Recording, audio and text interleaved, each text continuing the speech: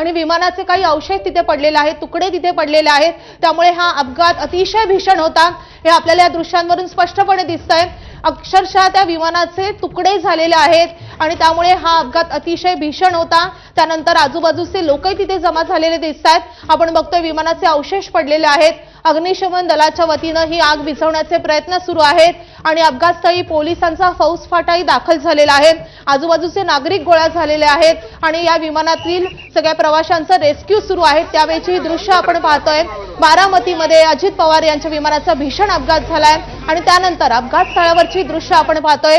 विमानानं पेट घेतलेला आहे, विमानाचे अवशेष इकडे तिकडे पडलेले आहेत, विमानाचे तुकडे पडलेले आहेत आणि त्याबरोबरच विमानानं पेट घेतल्यानंतरची दृश्य आपण बघतोय। आजूबाजूच्या परिसरातही आग लागल्याचे दिसतंय, झाडं पेटलेली आहेत आणि ही आग आटोक्यात आणण्यासाठी अग्निशमन दलाचे शर्थीचे प्रयत्न सुरू आहेत। आजूबाजूचे लोक तिथे जमा झालेले आहेत। आपण पुन्हा एकदा निलेशकडे जाऊयात। निलेश, आणखी काही तपशील कळू शकलेले आहेत का?